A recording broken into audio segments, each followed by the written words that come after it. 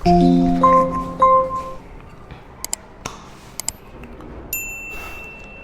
નમસ્કાર વિદ્યાર્થી મિત્રો, આજે આપણે ધોરણ 8 પ્રકરણ નંબર 1 સમય સંખ્યામાં સ્વાધ્યાય 1.1ના આપેલા 3 દાખલાનો અભ્યાસ કરવાનો છે। તો દાખલા 1માં -4/5 ગુણ્યા 1 બરાબર 1 ગુણ્યા -4/5 બરાબર જવાબ આવશે -4/5। આપેલ ગુણાકારની ક્રિયામાં કયા ગુણધર્મનો ઉપયોગ થયેલો છે તે આપણે જાણવાનું છે। તો એનો જવાબ આવશે 1 એ ગુણાકાર માટેનો એકમ ઘટક છે। એનો મતલબ એવો થાય છે કે જે ગુણાકાર છે એના માટેની તટસ્થ જે સંખ્યા છે એ 1 છે। દાખલા તરીકે આપણે કોઈપણ સંખ્યાનો 1 જોડે જો ગુણાકાર કરશું 15 ગુણ્યા 1 તો તેનો જવાબ શું આવશે?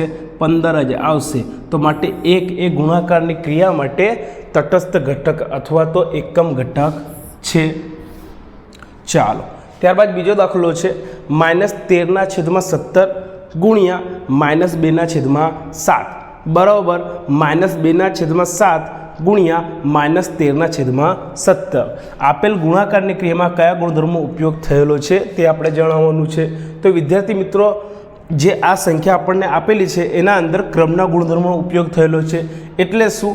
તો જુઓ, આપણે 2 ગુણ્યા 5 કરીએ તો 2 પંચા 10 જવાબ આવશે, અથવા તો 5 ગુણ્યા 2 કરીએ તો 5 દુ 10 જ જવાબ આવશે। તો જવાબ બદલાતો નથી। એનો મતલબ શું થયો કે આપણે આ જે આપેલી બે સંખ્યા છે ગુણાકાર માટેની ક્રિયા માટેનો ક્રમ આપણે જો બદલશું તો પણ જવાબ બદલાય નહીં। તો આને શું કહેવાય? ક્રમનો ગુણધર્મ। બરાબર, તમે દેખી શકો છો -13/17 ગુણ્યા -2/7 છે, અને જમણી બાજુ દેખો -2/7 ગુણ્યા -13/17 બરાબર છે। તો આ જે ક્રમ છે એ શું થઈ ગયો છે? બદલાઈ ગયો છે। બરાબર, ચાલો ત્યારબાદ ત્રીજો દાખલો છે -19/29 ગુણ્યા 29/19 બરાબર 1। તો આપેલ ગુણાકારની ક્રિયામાં કયા ગુણધર્મનો ઉપયોગ થયેલ છે તે જણાવવાનું છે। તો ગુણાકારની ક્રિયામાં વ્યસ્ત સંખ્યાનું અસ્તિત્વ અહીંયા સાબિત થયેલું છે।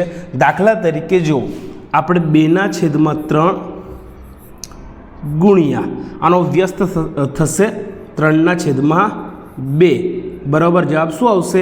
1 જ આવશે। 2 તરી 6, 3 દુ 6, તો 6 ભાગ્યા 6 એટલે 6 એકા 6, તો જવાબ શું આવશે? 1।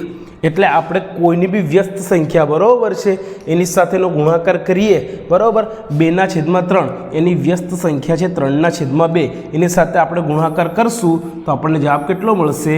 1। ઓકે વિદ્યાર્થી મિત્રો, મળે છે નેક્સ્ટ વિડીયોમાં। જય હિન્દ।